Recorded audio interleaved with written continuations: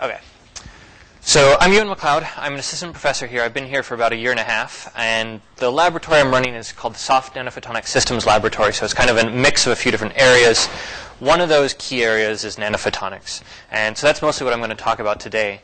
And it's going to be kind of a more general overview of nanophotonics, so a lot of what I'm going to start with is not work that I've done, but work that a lot of people have done in the area, and then I'll end with a few specific areas about what we're working on. So nanophotonics in general is the interaction of light with nanoscale objects or nanoscale features on objects. And so it's particularly interesting because the nano objects are on the same or slightly smaller length scale than the wavelength of the visible light. And so what this means is that the typical assumptions of geometric optics and or diffractive optics do not apply. So a lot of the normal rules that people think about when they think about optics, now you can't use those rules. And so basically you have to come up with a new set of math, a new set of equations to describe this. And this also leads to some exciting new properties that wouldn't be available with that same set of classical rules. So why learn about nanophotonics? So it's a fairly hot area of research, and so there's a lot of opportunities for undergraduate and graduate students. There are several major application domains, and so for each one of these, I'm going to give a couple examples about how it's being used. So one area is looking at microscopy, and so the ability to image subcellular particles and viruses. So if you want to see particularly small things, so in particular in this case it's going to be things that are below the diffraction limit. So if you're typically imaging with a normal microscope, the smallest feature you can resolve is about half the wavelength. And so if you're using visible light, if you go down to visible blue light is about 400 nanometers, and so if you go to about half the wavelength, you end up with about 200 nanometers is about the smallest thing you can resolve. But in a lot of cases, there are a lot of interesting things that are smaller than this. So things like viruses, a lot of subcellular structures are below this 200 nanometer limit. And so how do you actually image these things? How do you visualize them? And so this is an interaction between light and these nanoscale particles. So another major area of applications are biosensing. And so here the idea is we don't necessarily need to image these biological components, but we just want to detect are they there. And so can we use optical sensors to identify and quantify disease biomarkers? So again, can we measure things like viruses or proteins or DNA or these sorts of things and quantify those using optical devices? Another area, so in many people's interpretation, this is kind of the core area of nanophotonics, is basically plasmonics and photonic metamaterials. And so these are materials that have been structured with very small features, again down to this nanoscale feature, in order to generate these exotic optical properties. Computing using light, so you heard a lot about that from Dean Koch in the last talk, and how people can use light to actually improve computing, especially energy efficiency is one of the main motivations. If you can use nanophotonic elements, you can actually shrink the size of this computing, which has a lot of benefits, and you can also better integrate the electronic components with the optical components. And then nanomaterials processing and characterization is another area. So again, the definitions of these things are kind of vague, and people have different opinions when they hear the word nanophotonics. Pretty much everyone is going to consider these areas, the plasmonics and photonic metamaterials, to be core nanophotonic areas. Personally, I have a little bit wider view where it's kind of anything where you're looking at nanoscale objects and how that interacts with light. So I'm going to give you a few examples of each of these areas. So one example is microscopy, looking at subcellular imaging. So if you have the ability to resolve very small features, so features on the 100 nanometer length scale and smaller, there are a lot of exciting things you can start to learn about how cells work. So you can learn things like how do viruses actually infect cells. So if you have a virus and then it hits the cell wall, how does that virus actually penetrate the cell wall? How does it get inside? What are the steps that are involved in this sort of infection step? Things like how does endocytosis work? So endocytosis is a little bit similar, so it's ways in which cells kind of engulf or ingest particles. And if you can track these with very high precision, you can learn a lot about these biological processes. There are a lot of other questions. So things like what makes cancerous cells different from normal cells? So a lot of this has to do with the internal structure and the internal workings of these cells. How do cells communicate? So a lot of the ways where cells communicate is they send out pieces of essentially chemical information. So they'll send out fragments of RNA from one cell to another, and this is what generates this signaling. So can you track how cells can communicate? How does the machinery inside of the cell function? How do cells move? So recently, and maybe in the past 10 to 15 years, there's been a lot of improvement in this, and you see some of this improvement on this slide here, where you see different methods of essentially microscopic imaging of the same thing. So what you're looking at here is you're looking at essentially the cytoskeleton of the cell. So this is the structural framework of what kind of holds a cell together, and you see it imaged with a number of different techniques. So this first one on the left here is TIRF, which stands for Total Internal Reflection Fluorescence microscopy. So the total internal reflection part, that gives you a little bit better signal to noise, so this black background is very good. But for the most part, this is a fairly conventional microscope technique. So you have a diffraction-limited microscope objective, and so the smallest you're going to be able to see is about these 200 nanometer structures. So there are ways you can start to improve this. One area here is called structured illumination microscopy, and this is kind of a little bit, this is some improvement, and then even better improvement is using structured illumination microscopy plus photo switching. So photo switching was one of the techniques that led toward essentially the 2014 Nobel Prize in Chemistry. So Dean Koch mentioned a few other Nobel Prizes. Here's another one. And so this was shared by 3 people. 2 of these people were working on essentially super resolution imaging methods, but they all had to do with ways of being able to detect the fluorescence from a single molecule. So single molecule fluorescence. So this photoactivation or photo switching was pioneered by Eric Betzig, and then also at the same time by Xiaowei Zhuang at Harvard, although she didn't end up getting the Nobel Prize, so it was these people. So as you can see, there's a significant improvement in resolution. Here you can see there's some sort of structure, but you can't see all these fine features, whereas in this case you can see all those fine features. So I'm going to give you a quick explanation of how this works. So in some of these cases I'm going to give you, this is a very broad overview, but in some cases I'll go into a little bit of detail to give you some idea of how this works. So let's say that you have 3 fluorescent molecules that you want to try to image, but unfortunately they're all very close together, and so they're much less than lambda over 2. So you can imagine the scale bar being half the wavelength. So if you use normal diffraction-limited imaging, you're going to see a spot that looks sort of like this. So diffraction is going to cause these 3 molecules to blur together, and so you can't really tell from this spot, is this 1 molecule, is this 2, is this 3, is it a line, what's going on? So how can you improve the resolution? So the way that photo switching and localization microscopy. So this goes under, there are a few techniques with different names, and they all have acronyms. So PALM is one of them, STORM is one of them. They're relatively similar in how they work. So the way this works is you actually use chemistry and pulses of light to randomly activate individual fluorophores, and then you're going to capture multiple images. So what happens is these fluorescent molecules are designed so that if you shoot them with a fairly intense pulse of light, there's some chance that they're going to switch from being a fluorescent molecule to being a non-fluorescent molecule. And this is purely a chemical reaction that a bond is going to form or break or these sorts of things. But it's somewhat random.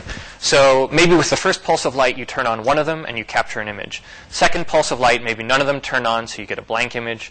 Third pulse of light, one turns on, it's maybe a different one. Fourth pulse of light, a different one turns on. Fifth pulse of light, maybe nothing turns on. So this is fairly random. So a lot of these microscopy methods have the word stochastic in it, because that's essentially this random process. So although these spots are essentially much larger because we can't get that tight resolution, what you can do is you can very accurately find the centroids. So we're going to take these large spots and we're going to find out where's the center of them. We're going to record the coordinates of the centroids of each of these spots, and then you can just plot and overlay just the centroids. And so in this way, you can get what looks like a very high resolution image that's essentially beating diffraction limit. And so with this approach, you can get resolutions better than 50 nanometers, even though we're using a diffraction limited imaging system by kind of randomly switching on and off these molecules. So this type of technique was essentially kind of resulted in a Nobel Prize for Eric Betzig. So that's one example. So these are examples of how microscopy can lead to very high resolution images that can provide you a lot more information about biology. Another area of nanophotonics that has a lot of application is in biosensing. And so in these types of applications, you want to detect things. You want to be able to detect things like viruses or bacteria. So maybe somebody has HIV and they have a treatment which is supposed to reduce essentially the number of HIV viruses in their bloodstream, and you want to track, is this treatment working? So what you want to do is you want to count the number of viruses, which is essentially making a viral load measurement. And so is there a way to be able to sense these viruses or bacteria?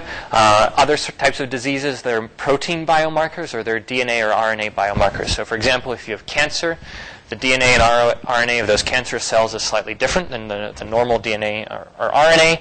And so one of the goals is if you want to detect cancer very early on, it would be helpful to be able to make a very accurate and very sensitive diagnosis where you might be able to detect just one of these small fragments of DNA or RNA that's floating around in your bloodstream.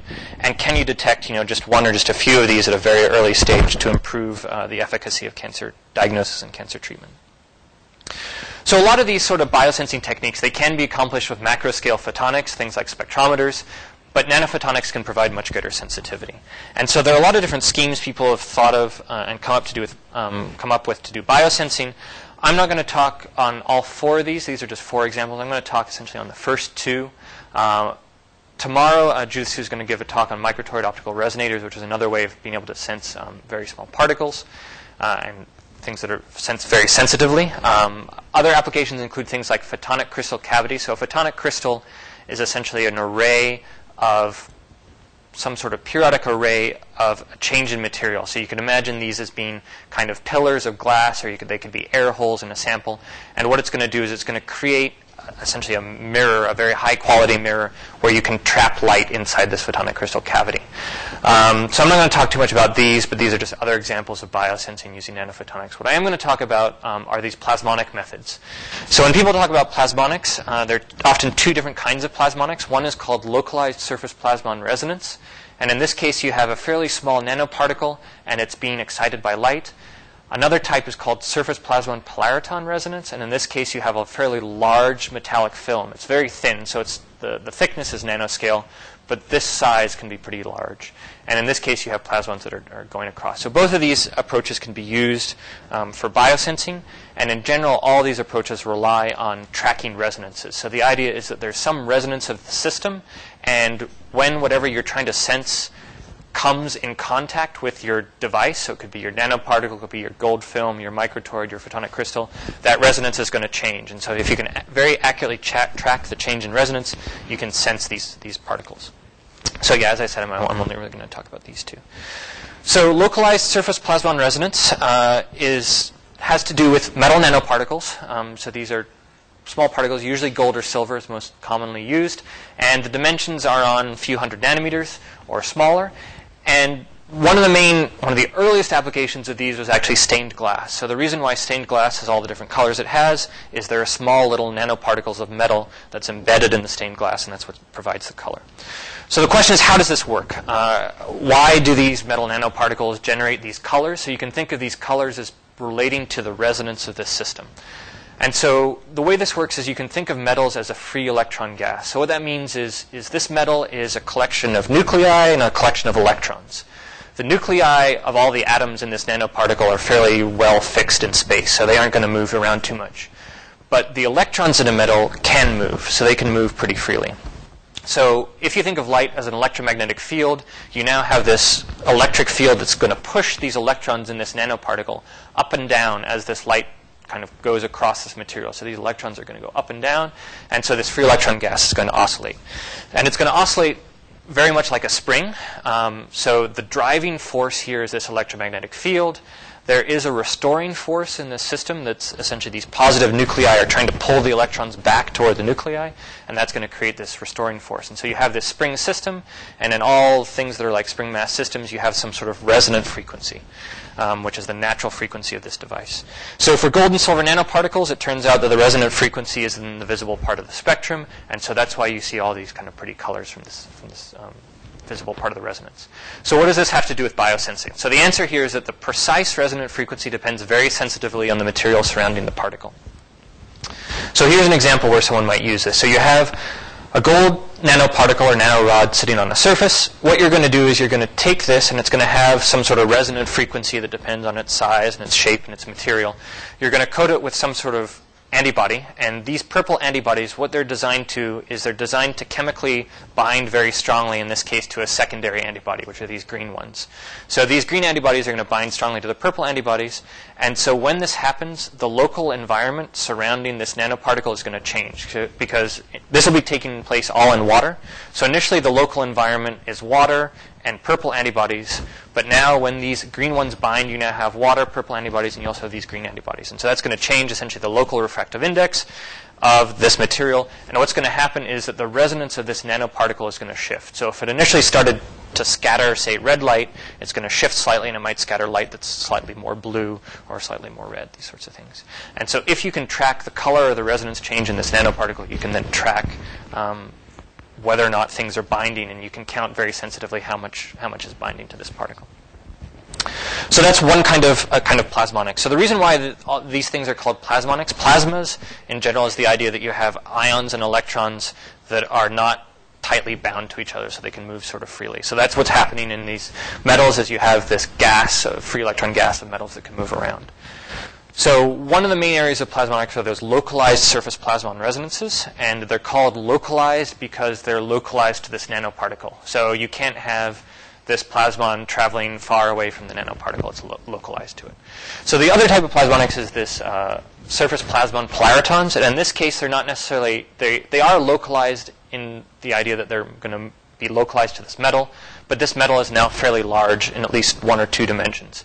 So these plasmons can now propagate over a relatively longer range. Still not that long because of essentially absorption in the metal, but longer than a single nanoparticle. And so in this case, what's happening is the light is traveling along the surface of metal, which is a little bit counterintuitive. So normally if you think about light, you can imagine light can travel through the air. I can imagine light traveling through glass. But how is light going to travel very tightly along the surface of the metal? And so it works out that you can derive this from Maxwell's equations and the continuity of electric field and then the displacement field across all interfaces. And so it's not that complicated to figure out where this comes from, but I'm not going to go into the details here. But what it turns out is that in this type of system where you have a laser coming into a glass, triangle glass prism here, getting reflected off a piece of metal. So a piece of metal is like a mirror, generally. So what you would expect is this light will come in. Light will come in, and then it'll get reflected. At some angles, rather than getting reflected, you can actually couple all this energy into this surface plasmon. And so this light is going to travel along this film of metal. And so here's a plot of how this looks. So normally, in general, you have a mirror surface. So if you have a photodetector here measuring the power of reflected light, that power is in most cases almost 100% being reflected. However, there's a very specific angle where you couple into this surface plasmon polariton. And this angle depends very sensitively, again, on the local environment. So in this example, what you can compare is you can compare this situation to, let's say you had only a 3 nanometer thick layer of water. So that's only a few molecules of water sitting on this surface. You've actually been able to shift the resonance of this plasmonic system by a few tenths of a degree, which is easily measurable.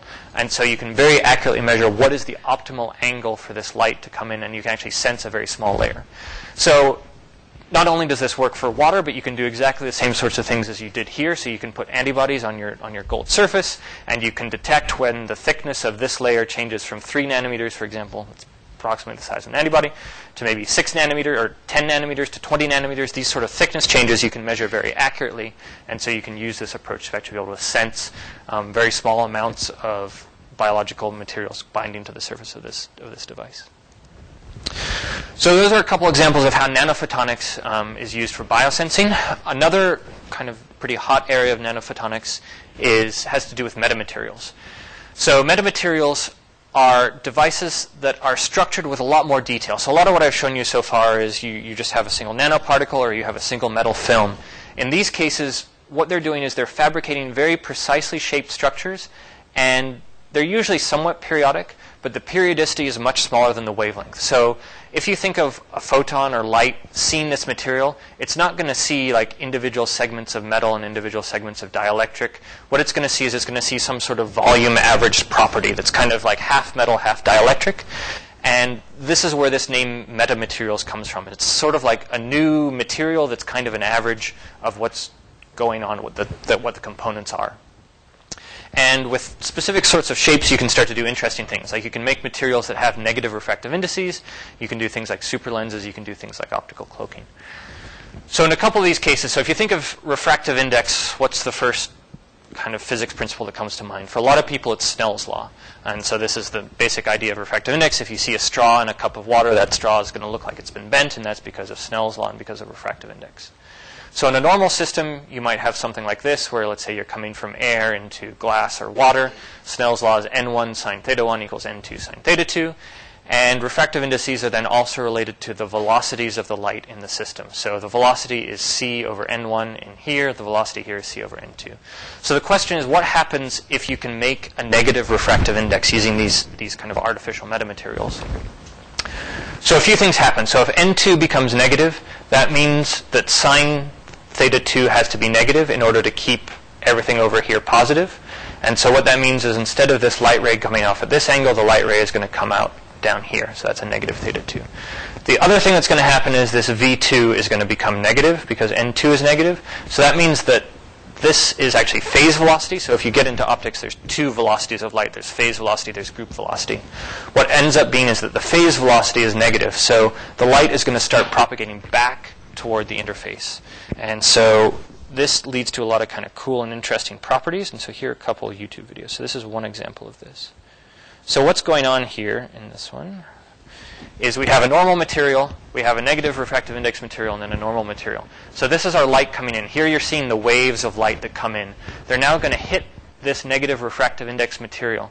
So if you'll notice here that is refracting in the negative angle, and if you look at the direction that these waves are going, these waves are actually going back toward the interface. So the pulse of light, which is like the group velocity, is going the correct direction, but the phase velocity is really going in the negative direction, which is really weird. And then when it hits the normal material, the light kind of comes out in kind of a normal fashion again. So there are a lot of very interesting properties of these weird materials that can happen in this case. So that's one. So now what if you don't have a beam of light coming in, but you have a point source? And so this is the same sort of system. So here you have a point source of light. It's hitting this negative refractive index material. You can see the light waves are going backwards, but now if you imagine having a ray coming in here, it's been refracted at that negative angle, and so it's going to keep coming through this material. When it hits this side, it's going to then come back over to this side here. So what you've built in this case is you've built a lens, because you're imaging this point over to here, but this lens now has flat surfaces. So there's no curvature involved in this lens. And then even more interesting is, let's see if I can pause this at the right time, is there's actually no diffraction limit in this system. So normally if you have something like this, if you have a source here, you're going to have diffraction. You're going to have that lambda over 2 diffraction limit. But it turns out if you have a negative refractive index material, there's no diffraction limit. You can do perfect imaging. So this all works great in theory, and people can build negative refractive index materials, but there's a problem in terms of kind of engineering and tolerance. So the question is, for this to work, you really need this refractive index to be really exactly -1. If it's off by like 1 part in a million, it's not going to work so well. So from a practical standpoint, it's pretty difficult to get this to work. People have kind of had very limited proof of concepts, but it's still a pretty cool idea, and people can get close experimentally, but not exactly that. But it's kind of an interesting set of things. Okay, so that's the idea behind superlenses. Is the idea is that you can use this sort of approach to kind of break diffraction limits. So that's the idea of superlenses. You can also use this to do things like optical cloaks. So what if you have arbitrary control over the refractive index? What you can start to do is you can start to bend the rays of light in interesting situations. So what you have here is you have a point source of light. You have some object which is in this pink circle which you want to cloak. And the idea is you have some observer sitting out here. And as far as this observer can tell, these rays of light look like they just came from the point source and they didn't actually travel through this. And so everything inside this blue region looks cloaked by this sort of device. So again, this is something where there's a lot of theory, but getting it to work practically at visible is fairly difficult. People have done this in microwave, and there are a few examples of how people can do it in visible. But this is sort of an area of kind of active research. Computing with light, since I'm a little bit short, and Dean Koch talked a lot about this, I'm not going to say too much. It's a little bit slow to move ahead to. One of the main reasons, as he talked about, is actually energy efficiency, and the idea that a lot of the internet, a lot of these data centers take up a lot of power. And so one of the advantages of using light for computing is actually to improve essentially the energy efficiency of these systems. And in a lot of cases, what you want to do is you want to integrate some sort of electrical control with optical control. And so in this example is looking at integrating electrical control, which is colored orange, with optical control colored blue. In a lot of cases, there's a length scale gap because these transistors, as he said, were down to maybe about 13 nanometers, so 10, 20 nanometers in terms of transistor size. So that's the feature size of the electronics. However, optics, the feature size is the diffraction limit in general. So that's that lambda over 2. And lambda over 2 is a few hundred nanometers. So there's a couple orders of magnitude difference between the size of the transistor and then the size of the waveguide. So if you want to have waveguides interacting with single transistors, you really want a way to be able to do this. And so if you can somehow confine the light to things that are smaller than the diffraction limit, then you can start to improve this integration. You can start to fit more things on the same chip. You can kind of increase performance. So ways of doing this, and so there are a number of different areas where this can be thought of. So there's things like shrinking data storage devices, plasmonics. Photonic crystals also relate to ways in which you can compute with light. So very briefly, I'm going to talk a little bit about what we work on in our lab. So our lab is the soft nanophotonic systems lab. So it's really an intersection between the nanophotonics, which I've been talking about, soft materials, which are things like liquids, polymers, biological materials, surface forces, and then systems of many objects. And so you can imagine like many different nanoparticles somehow self-assembling, directed assembly, coordinated interaction of many components. So that's a kind of a very general overview. A couple things that we're working on. This was something that I actually did as part of my PhD. So we aren't doing exactly this anymore, but we are still working with optical tweezer-related things, which is why I mentioned this in here. One of the ways in which you can try to confine light to really small regions is if you can hold your lensing element or your focusing element very close to your surface, so within a few tens of nanometers or a few hundred nanometers, you can bypass this diffraction limit a little bit. And so one of the ways we were doing this was we were using these spheres. So these are microspheres. So this is about a micron. This one's actually 3/4 of a micron in diameter. And we're using these spheres as lenses to focus light down in order to do kind of lithography or patterning on a surface. So what we can do is we can actually write out features of patterns. And because these are microspheres that are floating around in water, we can use something called an optical trap or an optical tweezer to grab a hold of these and move these around with beams of light. And there's kind of an interesting force balance that maintains a small gap, but it's still a gap on the order of about 10 nanometers. And so we can write out patterns using this sort of approach. Another thing we're working on, so we're still working on some of this. This was also something I did as a postdoc, but we're continuing some of this work, was trying to detect very small particles. And in this case, we're interested in sizing nanoparticles and counting them and looking at the size distribution. And so these could be important for things like air quality or water quality. If you want to know what sort of nanoparticles are in the air we're breathing or in the water we're drinking, how can we measure these? One way we can do this is actually by imaging these nanoparticles using, we have a very large field of view imaging system.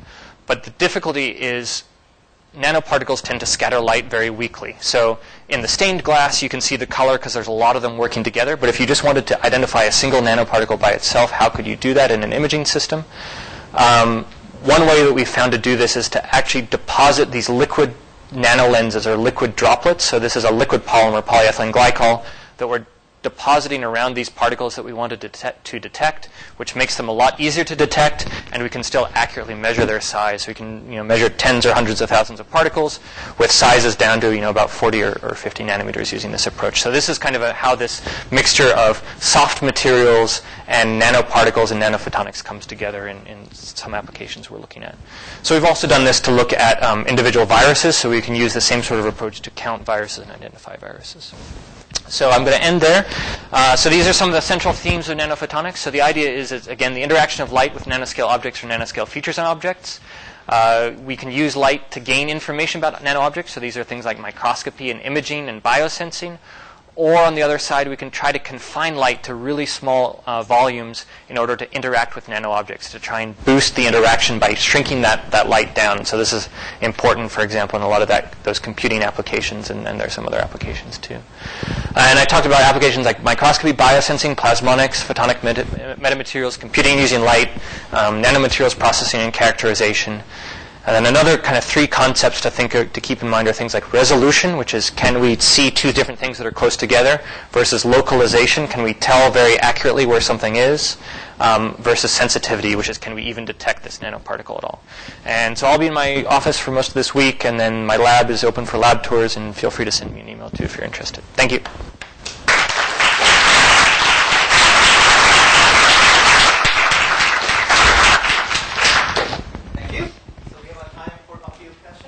Any questions?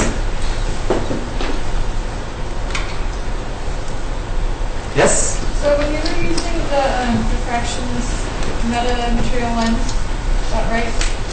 You have a point source? Yeah. Yeah, so that's being modeled essentially as a point source, yeah. Yep. And then was it coming back with the interference, or why wasn't the light? So this example is what you're talking about, right? Yeah, so how is the light traveling backwards? Is that sort of what you're... No?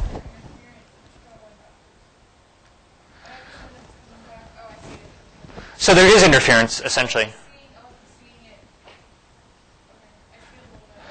It's kind of weird and kind of counterintuitive. I mean, essentially everything is kind of interference in some sense, so you can think of this as a wave, but it takes a long time to build up. So, but does this answer your question? I don't know. Oh, yeah? Okay, cool. Yeah, it's hard to see, yeah. For that example, why was it critical that the index be exactly -1? So that's a little bit technical. What it turns out is there's got to be something that limits your resolution, and so if there are a few things that limit your resolution. So one is, yeah, it's sort of difficult to say.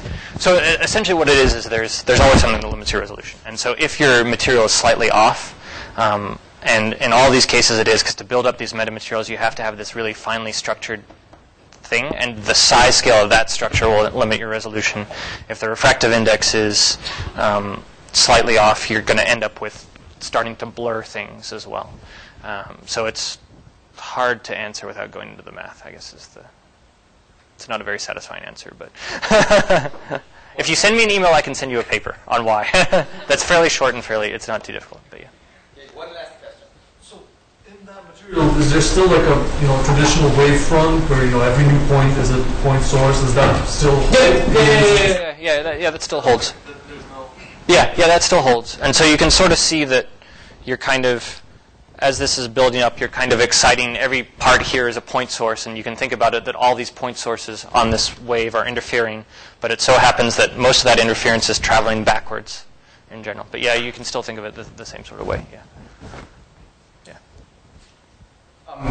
Let's conclude this session, and then you can maybe ask us. Yeah. So let's Thank thank you. our speaker one more time.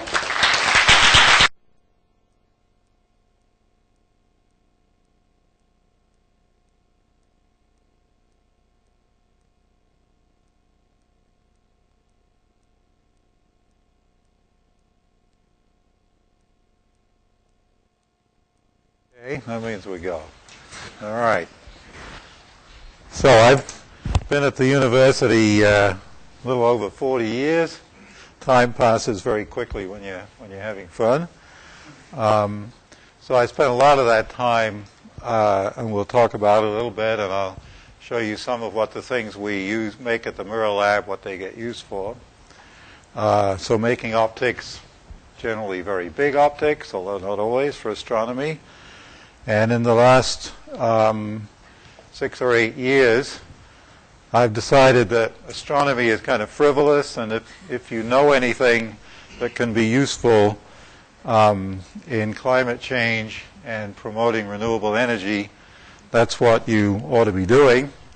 And I'd recommend to all of you think very hard about that, because optics, at least in terms of sunlight, sunlight is made of waves or photons, depending how you want to look at it. And if you know something about waves and photons and light, maybe you can think of a better, which means cheaper, way of turning sunlight into electricity or heat or whatever. And we're so close now. I'll show a little bit of that. Solar energy is almost to the point now where it can take over from fossil fuel in a very large area, and it's beginning to do that, but it still will benefit by, if you can figure out from your knowledge of optics how to make it cheaper, that will make that happen faster, and that's better. So I'll talk a little bit about optics for astronomy, which is what I've done most of my time here, and then we'll finish up with some solar. This is actually a picture of one of the very first solar collectors that we made from reflectors, and I'd like to show this. Our Congresswoman Gabby Giffords, who was a great friend of what we're doing here, she was shot in the head just about 6 years ago, right around this time of the year. But she was a great friend and a great helper of what we're doing. So what do we get from optics? I mean, there's the science of optics itself, and then what optics has been used for in the bigger area of science. So the impact of telescopes and microscopes obviously has been absolutely huge in science. And I just wanted to show a little bit. So the very first telescope, almost right after they were invented, Galileo made his telescope, looked at Jupiter, saw the moons, saw that they were going around Jupiter.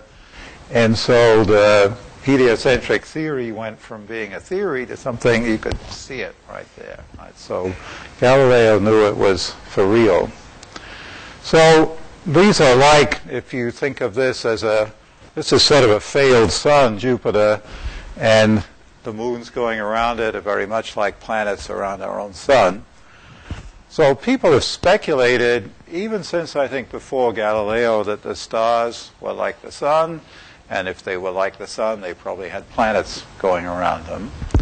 But it's taken from 1605 or whenever it was when Galileo could see the planets, if you like, going around Jupiter. It's only now in the last 10 or 20 years that we've been able to see the planets that we kind of really expected would be there around stars. And it's a very difficult technical job, but it's one, if you're interested in astronomical optics, then this was sort of the big prize question. Could you make a telescope sensitive enough that you could see the planets around other stars? So one of the telescopes that we made the mirrors for here at the Mirror Labs, the Large Monocular Telescope, which is actually the biggest in the world. And here's an image that we obtained just a year or so ago with that telescope of a star with a planet around it. The reason that the star is so humongous is that it's probably 10 or 100 million times brighter than the planet. So even when you suppress it as much as you can, it's still difficult to see the planets. But they're there, and something we can do that Galileo couldn't do is we can take a spectrum of the planet.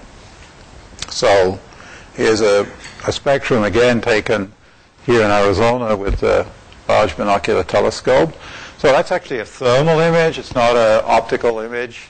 So this planet is at 200 degrees C, so it emits plenty of thermal radiation. And we can take a spectrum of that. So here's the spectrum from 1 micron to 5 microns wavelength. And you see a lot of the spectrum is it's got some emission features here in the 1 or 2 micron range. Then it takes off at 4 microns with thermal emission. So you've got lots of structure there. You can analyze the spectrum, and you find that it has an atmosphere of water, methane, and ammonia. So we're beginning now to not only see the planets around nearby stars, but start to analyze them. This is something that really fascinated me when we started thinking about this 10 or 20 years ago, because the atmosphere of our own planet, if we could see that spectrum from a nearby star, the aliens out there would know that we had life on this planet. And that's because our spectrum shows water, but it also shows oxygen. And oxygen is put in our atmosphere by life, and if life went away, the oxygen would go away very quickly. So our own planet screams out, this planet has life that has totally taken over the planet and transformed the atmosphere. And you get that just from a spectrum like this, like we can take of other planets.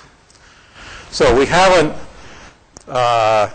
the spectrum of the Earth is 10 billion times fainter than the sun. It's a more challenging problem. We're just getting to the point where the generation of telescopes that you'll see in your life will be able to image Earth-like planets around nearby stars, assuming they're there, which everybody expects. And if one of those planets has had life, as we've had it for the last half of the life of the planet, right? The last 2 billion years, that spectrum of oxygen has been shining out there. So you don't have to have intelligent life or anything. You just have to have green slime, and that's enough for you to see. All right. right, so I'll say a little bit about technically what you have to see to go beyond Galileo to see planets. The limiting resolution, and you need to make sharp images to see the planet, in the diffraction limit is set by the wavelength over the diameter of the telescope. And it's only now that we have 8-meter telescopes that we're making the mirrors for those that you have enough resolution at the diffraction limit to see the planets. You also, the atmosphere generally is too turbulent to allow you to reach the diffraction limit. So the other trick you've got to do is not only build big, you've got to get rid of atmospheric blurring. Hubble telescope can't do this.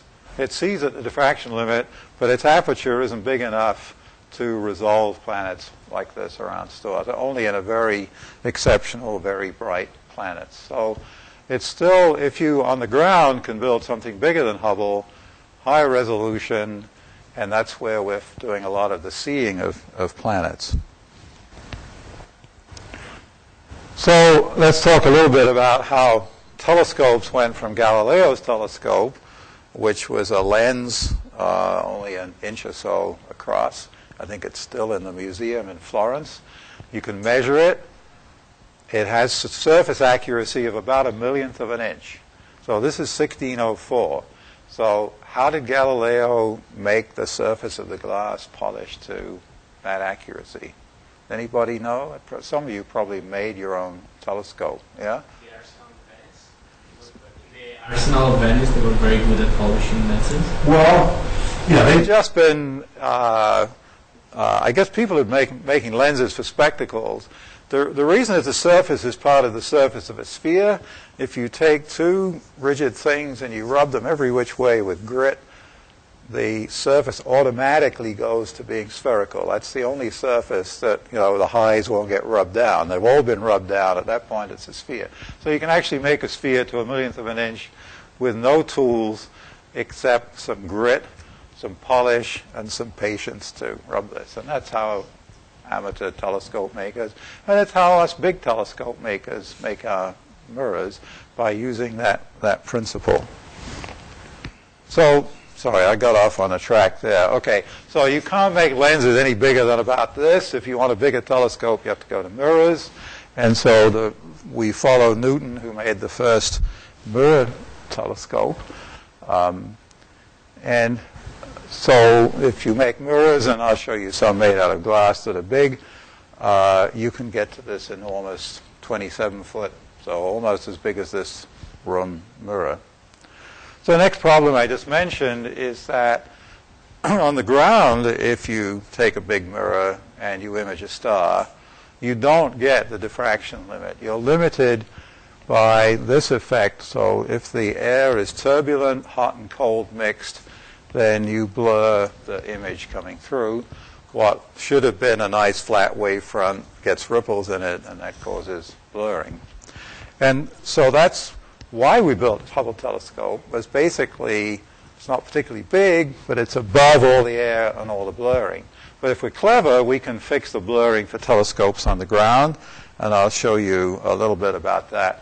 One of the first ways you want to do is you don't want your mirror to be hot, because then hot air comes off and spoils the image. If you so you're in a jam. If you want an accurate surface, you want a nice rigid piece of glass to polish on. On the other hand, if it gets too thick and heavy, it will store heat, and the heat coming off will mess up your image. So the answer to that was to make mirrors that didn't store heat with a honeycomb structure. So we take exactly this hexagon structure, and we put it in a sandwich in the mirror, so it has a thin, inch-thick faceplate. It's got a deep honeycomb, and you'll see these mirrors in the mirror lab. The honeycomb is maybe 3 feet, 2 or 3 feet thick, and then a thin face on the back. Hubble telescope mirror is actually made like that, but it was made by cutting all the bits of glass, fitting them all together, sticking them together, sticking the back sheet on, sticking the front sheet on. That you can't do at this 27-foot across, but if you're clever, you can cast it in one piece. And that's what you'll see in the mirror lab, are these pieces of glass that were made simply by making a mold, putting in chunks of glass, heating up to melt, and letting the glass run around the mold. And you can get a honeycomb sandwich, and then that goes the first step of making images that have reduced blurring. So that's a plan view of one of the 8-meter mirrors that you'll see. Those are the honeycomb cells drawn to scale. Here's the furnace with actually the lid open. You see there's a hot mirror. We spin the furnace to put the curve on the glass. You won't see that because we're not actually spinning a hot one right now, but every one of them has been through that process. And I think this is a video that, it shows you the chunks of glass melting. This isn't a time lapse. And we have around the edge of the mold, we have this depth gauge marked in inches. And if everything goes right, once the glass has filled the mold, it stops at that level and you see what it was. In one case, we had a leak and the level just kept on going down. And we were able to rescue that mirror by remelting it. So that's a view in the back of the mirror where you see the honeycomb cells looking in from holes in the back. Here's a mirror now where we've finished the casting, cleaned out all the mold material. So this is the front face of the honeycomb. You can kind of see the honeycomb structure beneath the surface. And then I believe that you heard this morning about the stress lap process for polishing, so I won't say any more about that. Except maybe you said this, right? So it's very easy to polish a perfect sphere. You don't want a sphere. You want a paraboloid for focusing.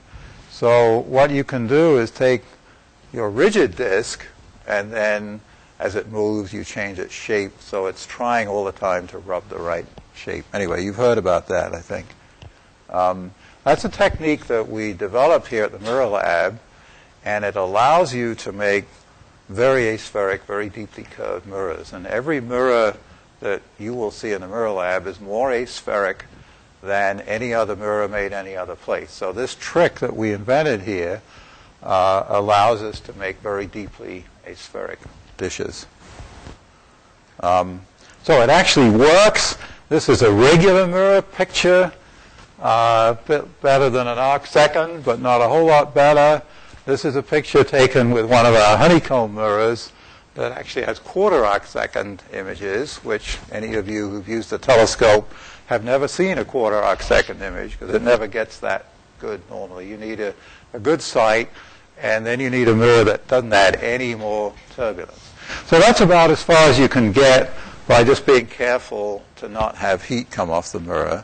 But we can go further than that, and I'll talk a little bit about it. If you're clever, you can measure what this blurring effect is actually, and in detail, it causes a wavefront that was a plane to have ripples in it. And those ripples constantly changing. But if you can make a measurement in a millisecond and know what the ripples are in a wave, and then get a mirror that's flexible and put an equal and opposite thing there, then you can correct all this blurring and get to the diffraction limit. And that's a trick that we've played a lot with. One of the things that we've done at the Mirror Lab is make it so that the secondary mirror of the telescope, which may be approaching a meter in size, that's the thin glass. So this mirror here is 0.8 meters across, but it's only a 1/16 of an inch thick, and there are magnets behind it. You can change its shape in a millisecond. So we use that mirror to fix up the light. So it hits the primary mirror, it comes off, it's distorted. It hits the secondary mirror, which we put the equal and opposite distortion, and it comes to a diffraction-limited focus. So this is the mirror before it gets silvered. And this is the support here. I got this right, which is a whole, I'm not sure which is which now. One of these is a bunch of electromagnets that can push and pull on a bunch of magnets. I think these are the magnets, these are the electromagnets. This is the thin glass. You can change its shape by pushing with the electromagnets on on the magnets. So it's only with modern computers, really, that you can do this trick. This is a bit, so that's a picture that's been imaged over quite a big field, 4 by 4 arc minutes. And now the image quality in the 2 micron, 1.5 micron range is 0.2 of an arc second, and it's 0.3 at shorter wavelength. But we've done a good job over a big field of view of correcting the. Now, I think this next one shows. This computer, for some reason, starts the videos automatically. Let me try and start that again. So this is a diffraction-limited image of what's a triple star system. But before we turned on the correction, you didn't see any of the triple star. You just saw a big blur. That's the sort of 1 arc second normal image quality you get through the atmosphere. But in this case, where we gradually turned on the correction, you see the image get better. And you actually, in one telescope with one of our mirrors, which is in Chile, this actually works not only in the infrared, it works well enough in visible light that you can actually do this while you're watching through the eyepiece, and you see a blurry image get better down to the diffraction limit. And there's a very small club of people who've been to that telescope, looked through the eyepiece, and they have seen with their own eyeballs the diffraction limit of a 6.5 meter telescope, which is 2 or 3 times sharper than the Hubble telescope, but it's your own eyeball that's seeing it. I'm not a member of that club. I haven't been down there since we turned that thing on. All right. I think that's some real-time pictures. So those of you who've studied optics know that there's the airy pattern, right, where there's a core and there's a ring around it. You don't quite perfectly get the ring of the airy pattern, but very close. Before you turn it on, you just get a bunch of speckles, and it's a mess. There it's turning on. Now we're getting close to the airy diffraction pattern.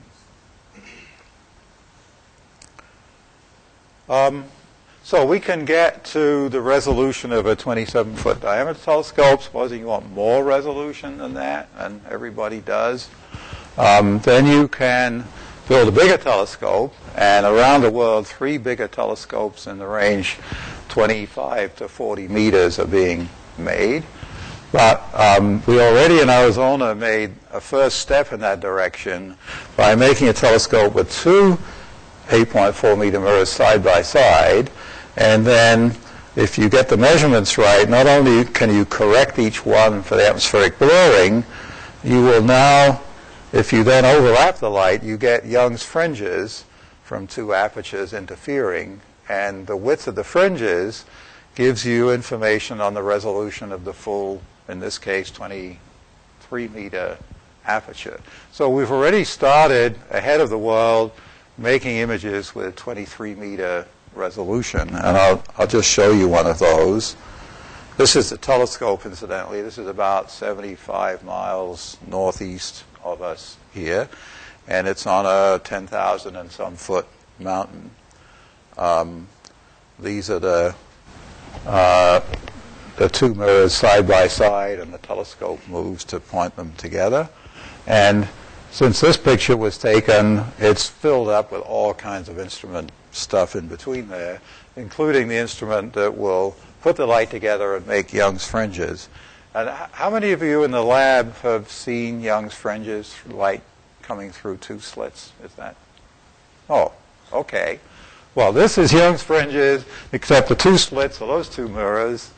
And the fringes are real fine, so you get very fine resolution on the sky. And you can do that. That's the instrument now that mixes the light between the mirrors. And the next one shows you, this is, so we're back to Galileo again.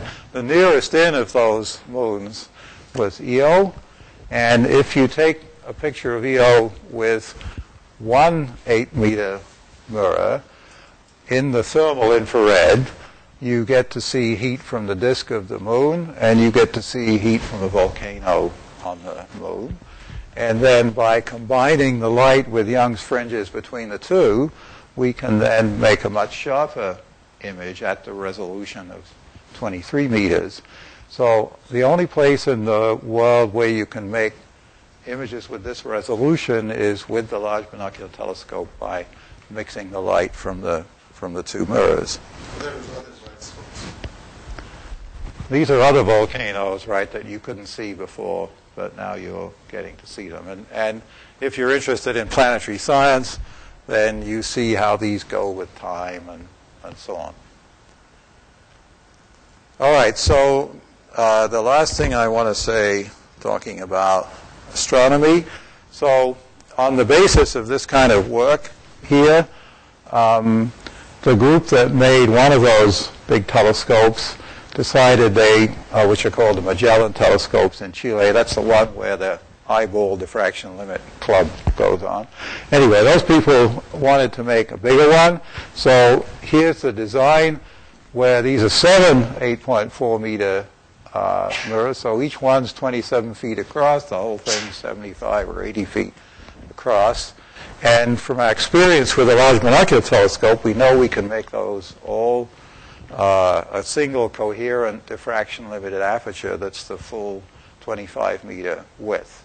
So what you'll see at the Mirror Lab is we've now made 3 of these outer mirrors. We've cast the glass and for the center. So 4 out of the 7 mirrors have now been cast. One of them is polished and finished, and the other 3 are in various stages of being prepared. Now, a telescope like this costs about $1 billion. We don't quite have all the money yet, so at the moment the Mirror Lab is paused after the 4th mirror, and we're waiting for more money. So if any of you have money or know rich people, you can make a pretty good diffraction pattern if you have 1 in the center and 3 in a Y shape around it, but it's not nearly as sensitive as if you get the other 3 in there. I showed you so that we will use this telescope with the lasers, which are the way that we measure the atmospheric aberration. So that's an artist's rendition. I just wanted to say, Daewoo spoke, I think this morning, about testing mirror shape, to which you get to an accuracy of about 5 nanometers, 5 times 10 to the minus 9 meters. And I wanted to relate that to the LIGO talk, I guess, that you'll get on Friday.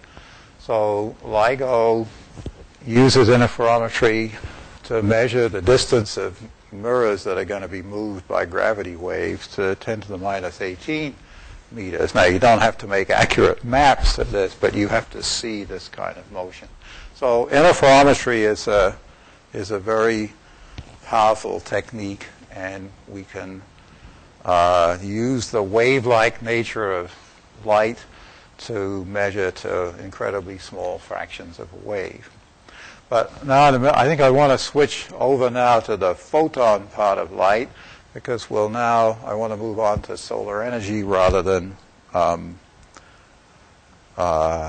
astronomy.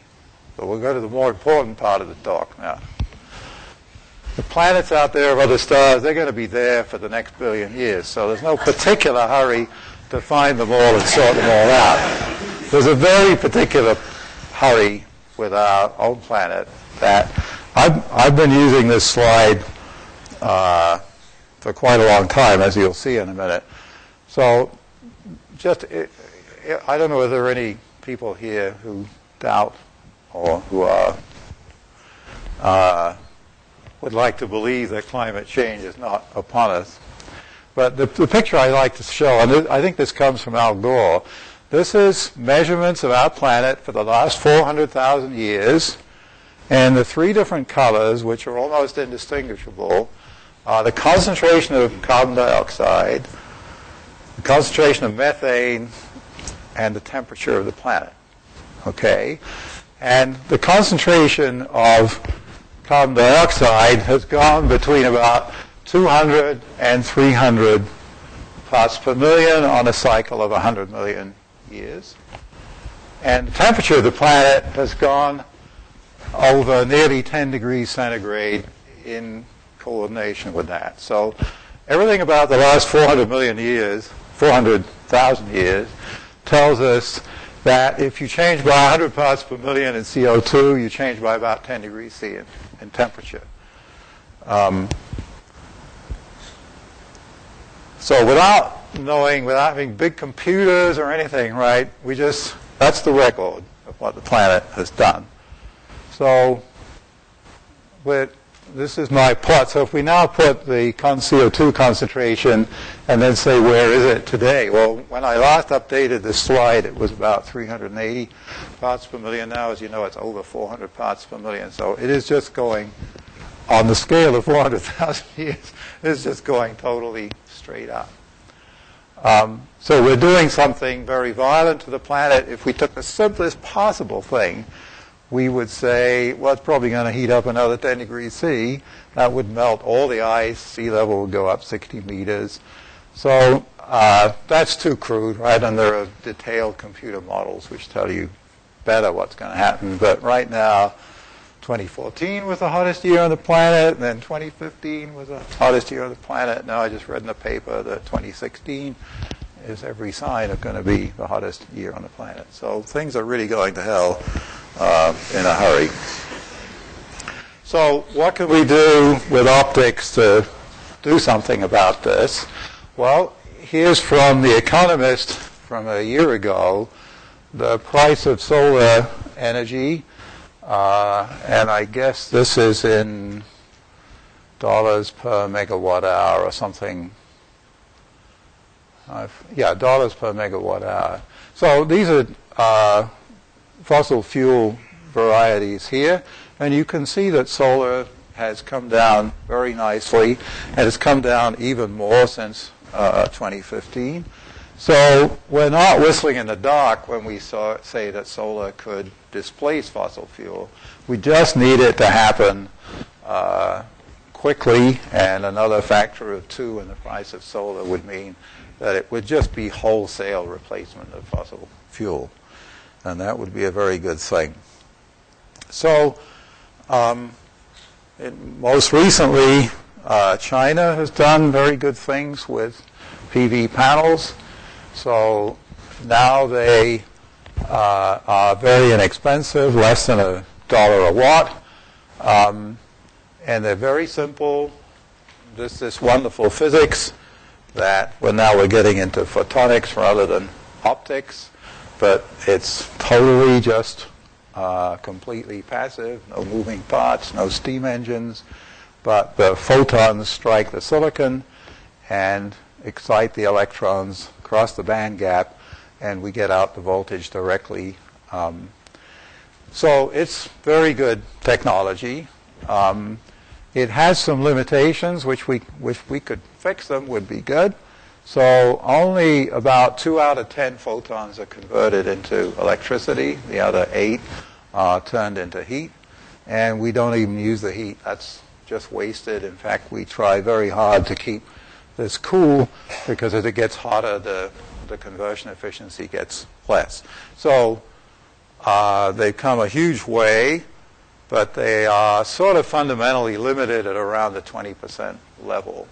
So the question is, can we be clever and make things which are equally cheap but more efficient, so that we can get 30% or 40% of the light and maybe do something about the heat?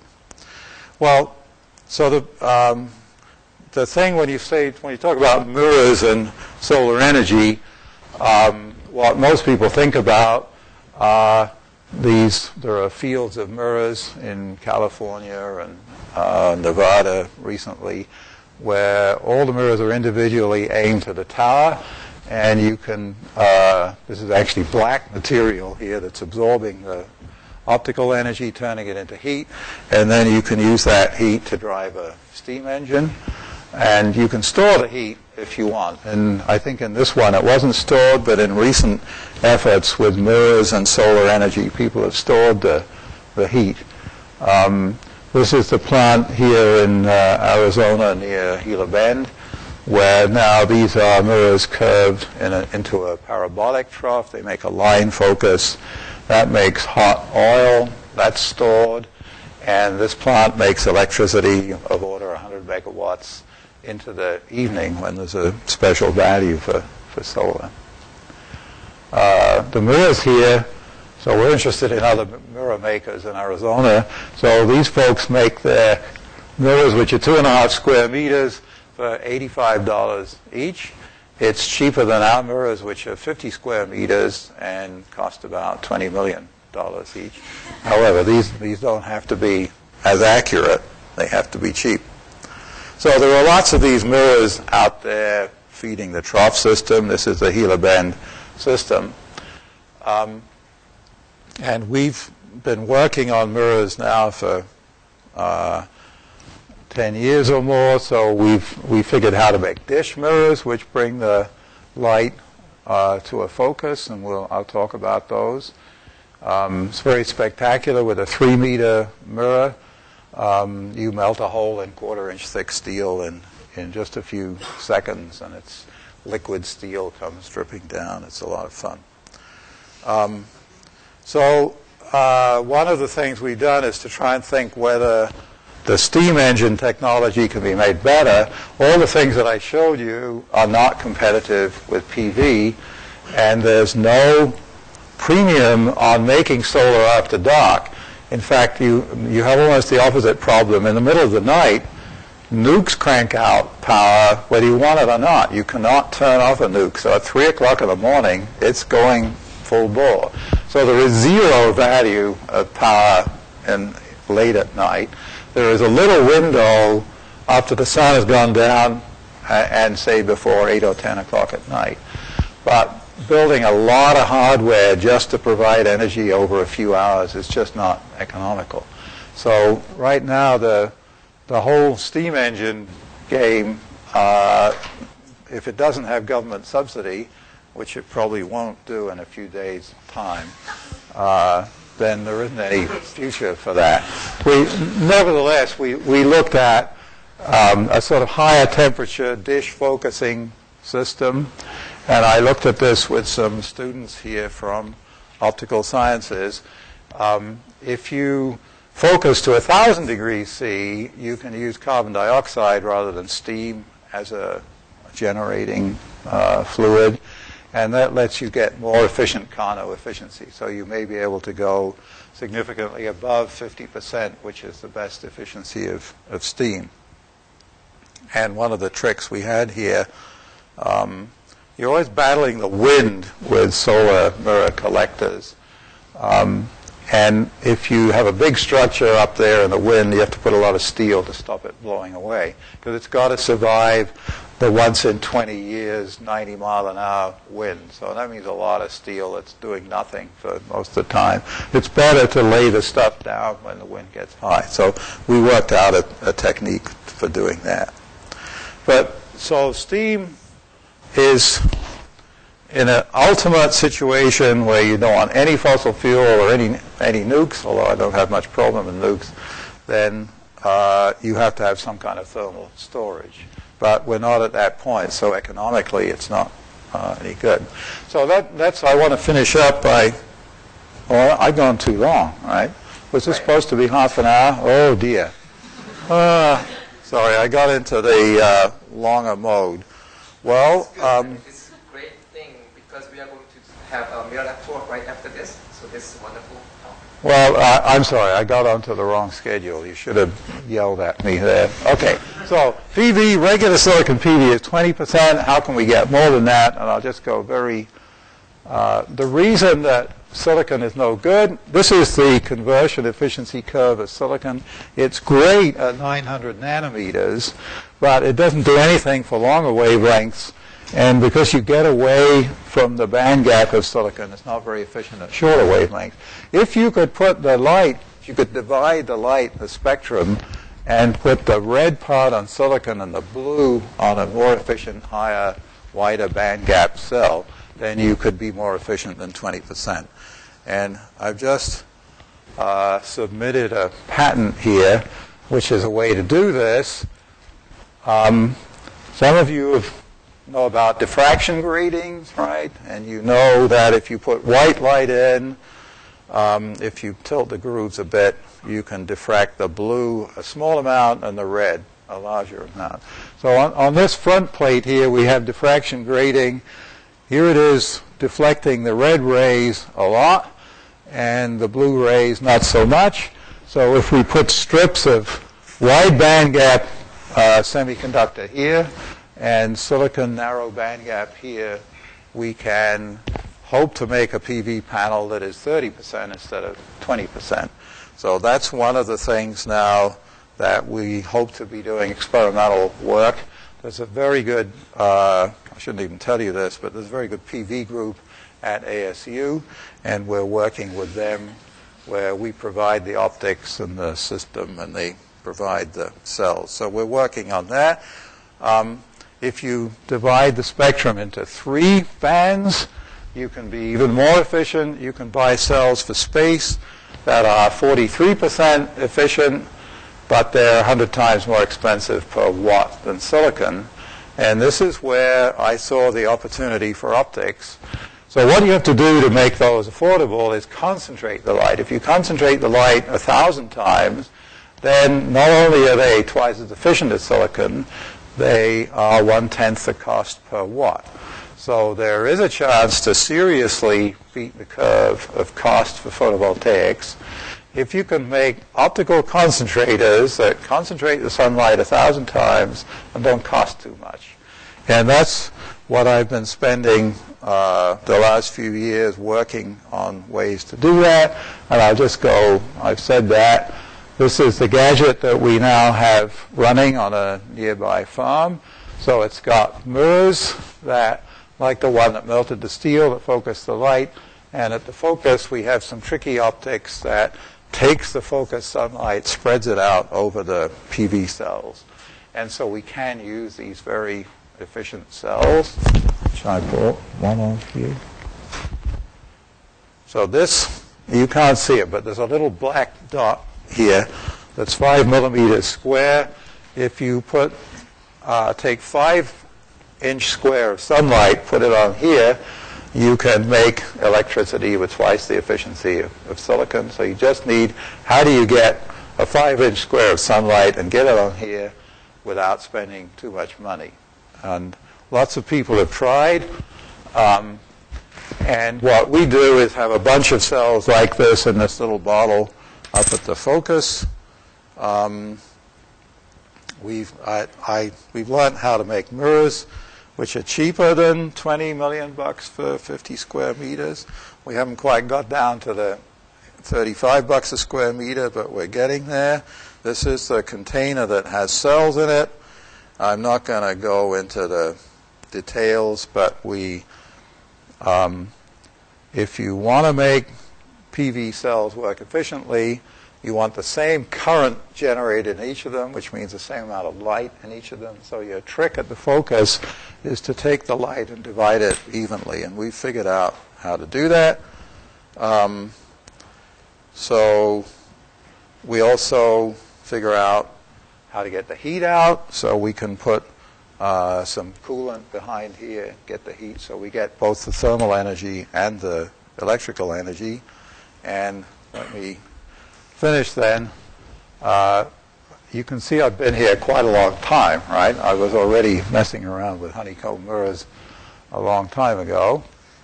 So this is a fantastic place to do optics, and if you come, we'll let you do other things in solar energy here.